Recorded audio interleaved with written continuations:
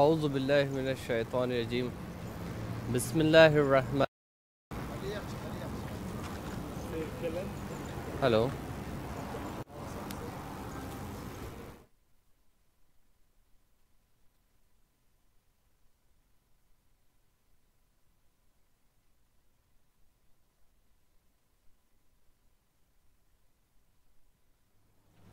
لا حول ولا قوة الا باللہ العلی العظیم اعوذ باللہ من الشیطان الرجیم بسم اللہ الرحمن الرحیم الحمدللہ رب العالمین والعاقبۃ للمتقین النار للعاصین والجنۃ للموحدین ثم الصلاة والسلام علی سیدنا نبینا حبیبنا ابی القاسم محمد وآلہ الطیبین الطاہرین المعصومین واللعنۃ اللہ علی اعدائہم اجمعین من الآن الی قیام یوم الدین. اما بعد فقط قال الامام الصادق علیہ الصلاۃ والسلام ان لقتل حسین حرارۃ فی قلوب المومن لن تبرد ابدا. ناظرین کرام، آج ہم آپ کی خدمت میں جو حاضر ہوئے ہیں وہ ایک عنوان خاص کو لے کر کے، جس کا عنوان ہے 40 حسینی. عزیزوں، یہ 40 اب ایک عنوان نہیں رہا بلکہ ایک کیفیت ہو گئی، اور اس عنوان پر گفتگو کے لیے جس حدیث کو بیان کیا ہے وہ حدیث اب فقط حدیث نہیں رہی، اس نے ایک کیفیت کا جامہ لے لیا ہے. حدیث امام ہے کہ قتل حسین کے سبب مومنین کے قلوب میں ایک حرارت پیدا ہوگی، اور وہ حرارت ایسی ہوگی کہ جو قیامت تک کبھی ٹھنڈی نہیں ہوگی. اور اس حرارت کو اب ہم ملاحظہ کر سکتے ہیں.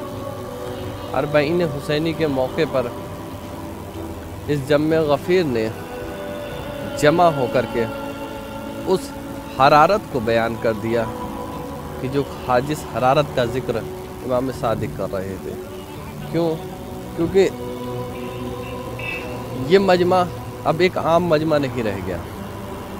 میں بھی چند روز اسی مجمع کے ساتھ مشی کر کے کربلا تک پہنچا، اور اس مشی کے درمیان میں جس چیز کو میں نے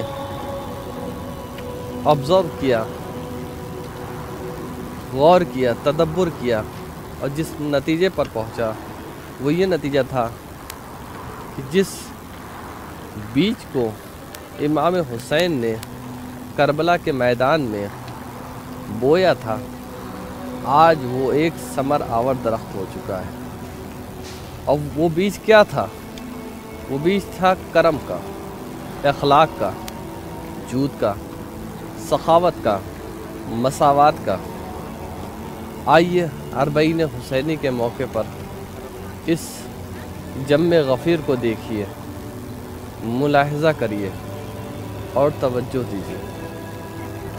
آپ جب اس پر غور و فکر کریں گے تو یہ سب صفتیں آپ کو اس جمع غفیر میں ملے گی، جہاں کرم بھی ہے، جود بھی ہے، سخاوت بھی ہے، اخلاق بھی ہے، اور ان سب کے ساتھ ساتھ مساوات بھی ہے. یعنی اب اس مجمع میں آپ کو کسی طرح کی تفریق نہیں ملے گی.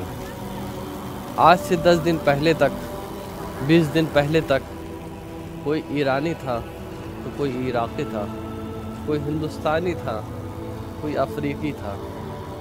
لیکن کیا کہنا اس 40 حسینی کا کہ آج جب یہاں پہ اکٹھا ہوئے تو نہ کوئی ایرانی رہا، نہ کوئی عراقی رہا، نہ کوئی ہندوستانی رہا، نہ کوئی پاکستانی رہا، اور نہ ہی کوئی افریقی رہا، بلکہ سب کے سب حسینی ہو گئے، ایک رنگ میں رنگ گئے.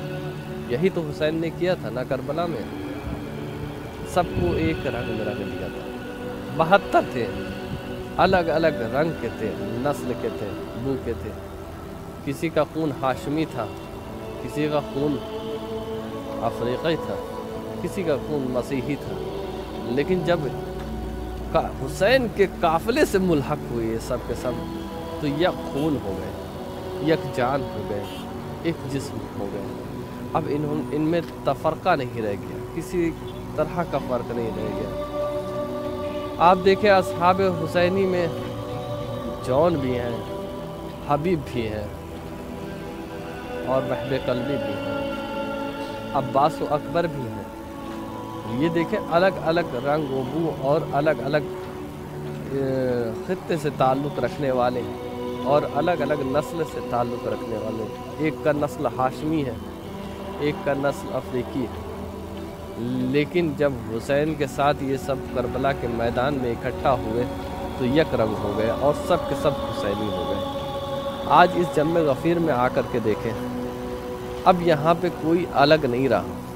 इस जम्मे गफ़ीर में आज तक सब अपनी अलग शनाख्त लेके चल रहे थे, लेकिन जब इस जम्मे गफ़ीर में दाखिल हुए, अरबईन हुसैनी के मौके पर करबला में जब वारिद हुए, तो ये अलग ना रहे, अब सब के सब हुसैनी हो गए और कुछ इस अंदाज में हुसैनी हो गए कि अक़ल इंसानी हैरान है, परेशान है। सोच व फ़िक्र से बाला हो गया ये अमल कि इंसान इस अरबईन हुसैनी पे इस तरह से भी इसार व कुर्बानी कर सकता है। अज़ीज़ों, अरबईन हुसैनी पे ये जो मशी हुई है, इसमें जो इसार और कुर्बानी हुई है, वो अब उसकी मसील कहीं नहीं मिलेगी। सिर्फ़ और सिर्फ उसकी मसील इस अरबईन हुसैनी के मौके पर मिलेगी, जहाँ एक तरफ हर शख्स ने अपने आप को तमाम तर ज़हमात उठाने के साथ कदम ब कदम इमाम हुसैन के रोज़े की तरफ बढ़ा है। उसने अपने आप में ज़हमत उठाई है, हर एक कदम चला है, पाँव में आबले हो गए, आबले फट गए, ज़ख्म हो गए, लेकिन इन ज़ख्म की परेशानी के बावजूद भी इंसान रुका नहीं, जज्बा थमा नहीं, ख़त्म नहीं हुआ, बल्कि ये जज्बा बढ़ता जा रहा था। और जज्बे को फ़रोग़ कौन दे रहा था? ये मौक़िब वाले, अहले मौक़िब। जब ये ज़ायर थक कर के आ रहा था, तो ये मौक़िब वाले अपनी तमाम तर कोशिशें ये थीं कि किसी सूरत ज़ायर को आराम दे सके। जो भी तरीक़ा इनके पास हो सकता था, उस तरीक़े से ज़ायर को इन्होंने आराम दिया।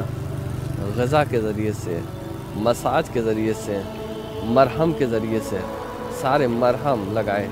डॉक्टर्स दुनिया भर से यहाँ मौजूद हैं, उन्होंने इलाज किए। ये सब किस लिए? ये सब किस लिए और किसके लिए? ये सब फ़कत और फ़कत हुसैन के लिए।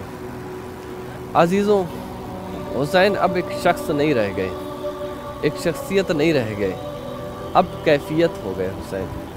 हुसैन एक कैफियत नफसानी का नाम हो गया है कि इंसान अब किसी शख्स के लिए ये ज़हमतें नहीं उठा सकता। यही वजह है कि इमाम सादिक ने कहा था कि हुसैन के क़त्ल से लोगों के दिलों में एक हरारत पैदा होगी, और वो ऐसी हरारत होगी कि जो क़यामत तक ख़त्म नहीं होगी। क्यों ख़त्म हो ये हरारत? क्योंकि हुसैन ने इतनी बड़ी कुर्बानी जो दी थी, उस कुर्बानी के एवज़ में अब हुसैन आलमी हो गए, अब हुसैन अबदी हो गए। क्यों?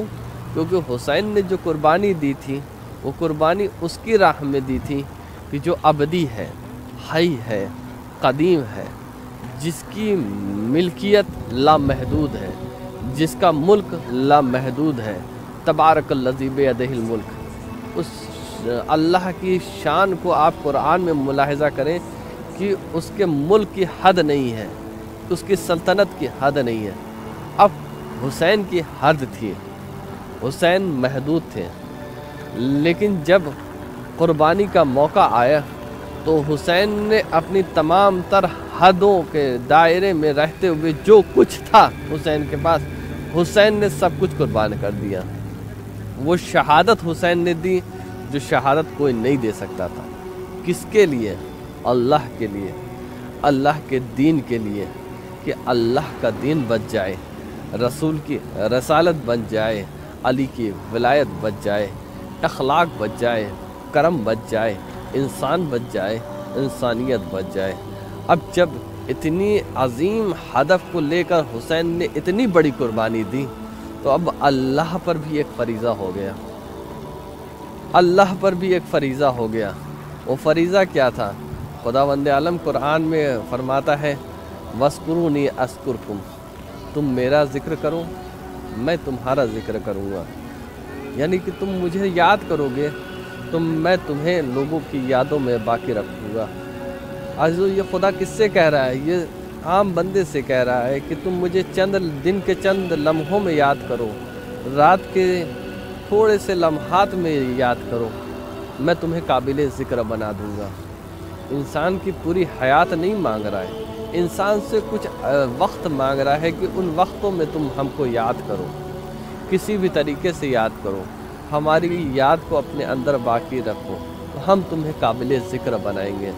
تو چیز ہے کہ جب خدا ایک بندے کو یہ امتیاز دیتا ہے کہ جو اس کو چند لمحوں کے لیے یاد کرتا ہے اللہ اس کو قابل ذکر بناتا ہے، تو کیا کہنا سرکار سید الشہداء ابا عبداللہ حسین علیہ السلام کا، کہ جنہوں نے اللہ کو یاد نہیں کیا ہے، اللہ کی یاد کو بچایا ہے، اللہ کی یاد کو محفوظ کیا ہے، اللہ کے ذکر کی حفاظت کی ہے، اور اس طریقے سے حفاظت کی ہے کہ جیسے اب کوئی حفاظت نہیں کر سکتا۔ اور شاید یہی وجہ تھی کہ رسول نے جتنی حدیثیں امام حسین کو یاد کرنے کے لیے بیان کی ہے، امام حسین کی محبت کے لیے بیان کیا، اللہ نے اپنی جتنی سلطنت میں جو کچھ تھا وہ حسین کو عطا کر دیا۔ یہ حال ہے۔ تو عزیزو، یہ سب کس لیے؟ کیونکہ حسین نے وہ عظیم قربانی دی تھی۔ اب اس قربانی کے عوض میں اللہ نے حسین کو کیا عطا کیا؟ اللہ نے جو حسین کو عطا کیا وہ بے مثل تھا، وہ بے مثل ہے، لا ثانی ہے، اس کا اب کوئی ثانی نہیں ہے۔ کیوں؟ کیونکہ اللہ نے حسین کو وہ حکومت عطا کی ہے کہ جو حکومت آج تک کسی کو حاصل نہیں ہوئی ہے۔ عزیزوں، بڑے بڑے بادشاہ گزرے ہیں، ان کی حکومتیں گزری ہیں، حکومتیں خطوں تک محدود تھیں، لوگوں تک محدود تھیں، وہ ختم ہو گئے، ان کے افراد ختم ہو گئے، ان کا ذکر ختم ہو گیا، ان کی حکومت ختم ہو گئی۔ لیکن حسین کو اللہ نے ایسی لافانی حکومت عطا کی ہے جس کی نہ کوئی حد رہی ہے، نہ کوئی عدد رہا ہے، نہ عدد اشخاص سے محدود ہے، نہ حد زمینی سے محدود ہے، اور نہ وقت زمانی سے محدود ہے۔ ہر زمانے میں حسین کی حکومت رہے گی، ہر خطے میں حسین کی حکومت رہے گی، ہر زبان پہ حسین کی حکومت رہے گی، ہر قلب پہ حسین کی حکومت رہے گی۔ کیوں؟ کیونکہ یہ اب اس حکومت کا ضامن کون ہے؟ حسین نہیں ہے، اب اس حکومت کا ضامن اللہ ہے۔ کیوں؟ اللہ اب ایفائے عہد کر رہا ہے۔ کون سے وعدے کو وفا کر رہا ہے؟ اسی وعدے کو وفا کر رہا ہے کہ جو وعدہ خداوند عالم نے قرآن میں کیا تھا، وَاذْكُرُونِي أَذْكُرْكُمْ، تم مجھے یاد کرو میں تمہیں یاد رکھوں گا، میں تمہیں قابل ذکر بنا دوں گا۔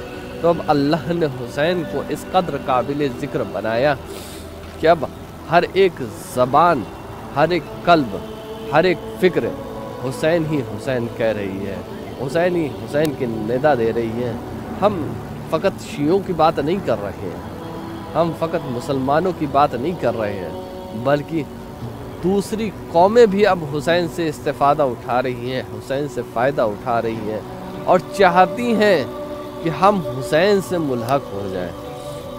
ایک مسیحی رائٹر کا بہت عمدہ جملہ تھا، لو کان الحسین لنا لنشرنا لہ فی کل ارض رایا، اگر حسین ہم میں سے ہوتے تو ہم حسین کے نام کا پرچم دنیا کے ہر خطے میں لگاتے ہیں، اور لنصبنا لکل ارض منبرا، ہر دنیا کے ہر خطے میں حسین کے نام کا ایک منبر سجاتے، اور منبر اس انداز میں سجاتے کہ لندعو الناس باسم الحسین الی دین المسیحیہ، کہ اب جب ہم حسین کے نام کا منبر سجاتے تو اس منبر سے کس چیز کی تبلیغ کرتے ہیں؟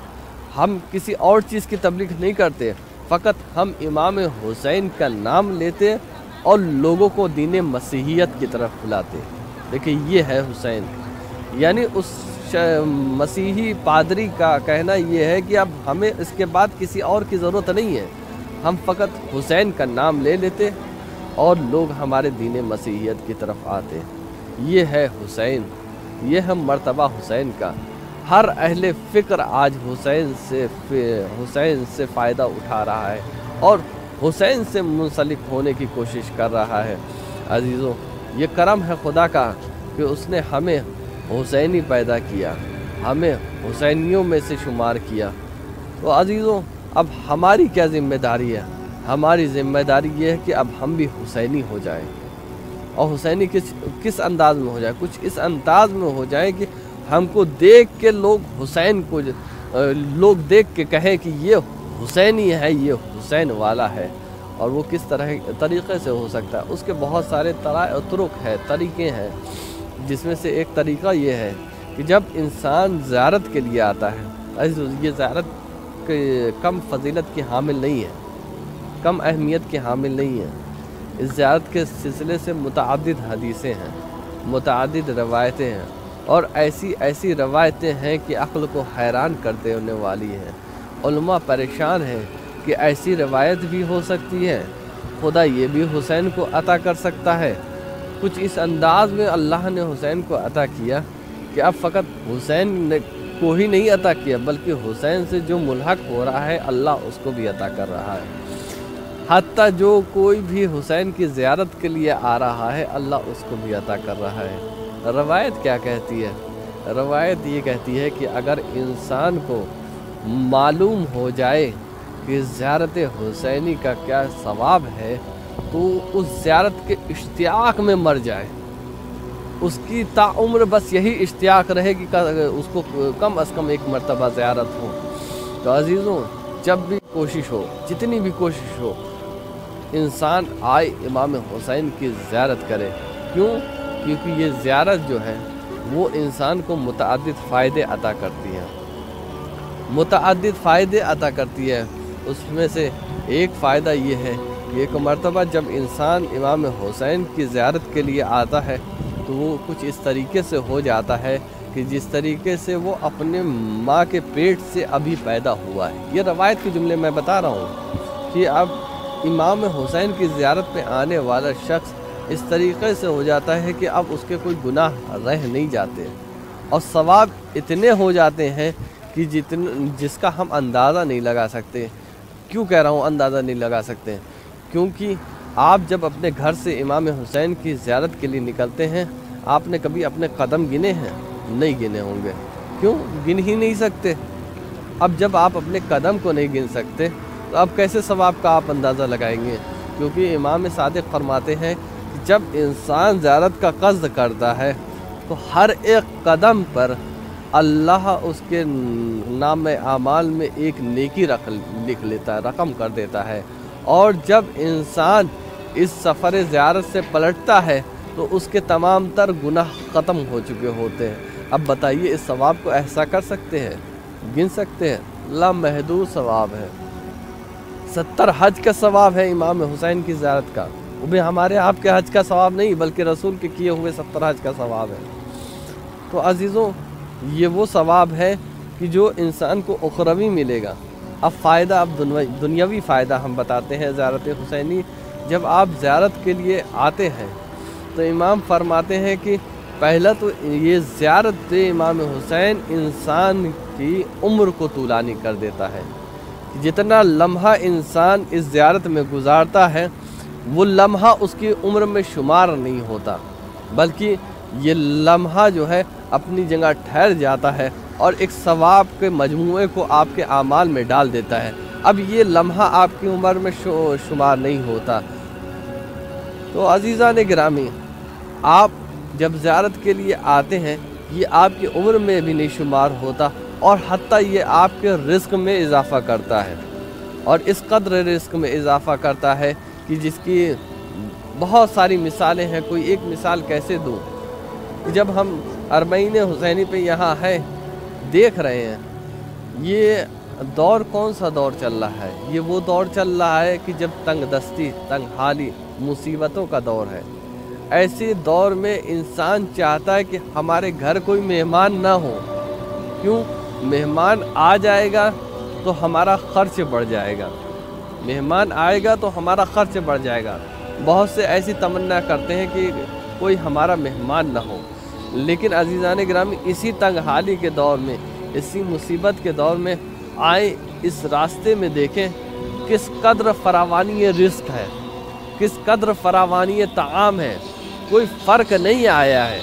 آج سے 10 سال پہلے جس قدر فراوانی تھی، آج 10 سال کے بعد اس سے کہیں زیادہ فراوانی رزق ہے، فراوانی طعام ہے، سب کچھ یہاں پہ موجود ہے۔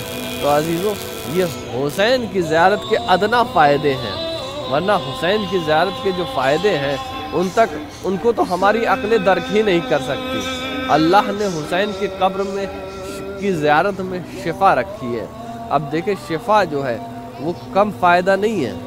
انسان اپنی بیماریوں کے لیے کیا کچھ نہیں خرچ کر رہا ہے، چاہتا ہے اگر وہ کسی مرض میں مبتلا ہو جاتا ہے تو اس کے پاس جتنی دولت ہوگی وہ سب کے سب خرچ کر دے گا، چاہے گا بس اس کو شفا مل جائے یہی۔ لیکن اللہ نے یہ شفا امام حسین کی قبر میں رکھی ہے اور زیارت میں رکھی ہے۔ امام حسن عسکری علیہ السلام ایک مرتبہ مریض ہو گئے، مریض ہونے کے بعد اپنے صحابی سے فرماتے ہیں کہ جاؤ کسی کو بھیجو میرے جد کے قبر پر میری صحت کے لیے دعا کرے۔ اب راوی شاید پریشان ہو گیا تھا، اس نے سوچا یہ بھی تو حجت خدا ہے، یہ خود کے لیے دعا نہیں کر سکتے، یہ خود بھی اپنے لیے دعا کریں گے تو ان کی بھی دعا قبول ہو جائے گی۔ لیکن عزیزوں، خداوند عالم نے جو شفا امام حسین کے قبے کے نیچے رکھی ہے وہ شفا عاجل رکھی ہے، سریع رکھی ہے، یعنی جو شفا کہیں نہ حاصل ہو سکے وہ امام حسین کے قبے کے نیچے آپ کو شفا حاصل ہوگی۔ تو عزیزوں، یہ وہ زیارت ہے کہ جس زیارت کے آنے کے بعد انسان نومولود بچے کے مانند ہو جاتا ہے، ایک تازہ پیدا ہوا بچہ ہو جاتا ہے کہ جس کے نہ کوئی گناہ ہے۔ اب ہماری ذمہ داری کیا ہے؟ ہماری ذمہ داری یہ ہے کہ اب ہم جب زیارت پہ آئیں تو اپنی زیارت کو باقی رکھیں۔ اب زیارت کو باقی رکھیں گے تو کیسے رکھیں گے؟ کچھ اس انداز میں رکھیں کہ اب تک جو ہم سے گناہ سرزد ہوئے ہیں، ہم انسان ہیں، خطاؤں کے پتلے ہیں، ہم سے خطا ہوتی رہتی ہے، لیکن جب ایک مرتبہ ہم اپنے شعور اور فکر کے کمال پر پہنچ چکے ہوتے ہیں اور پہنچنے کے بعد ہمیں یہ اندازہ ہو چکا ہے کہ اب ہم جب زیارت امام حسین پر آ گئے ہیں تو ہمارے گناہ سارے ختم ہو چکے ہیں، تو اب ہماری عقل یہ کہے گی کہ اب اپنے آپ کو گناہوں سے بچاؤ۔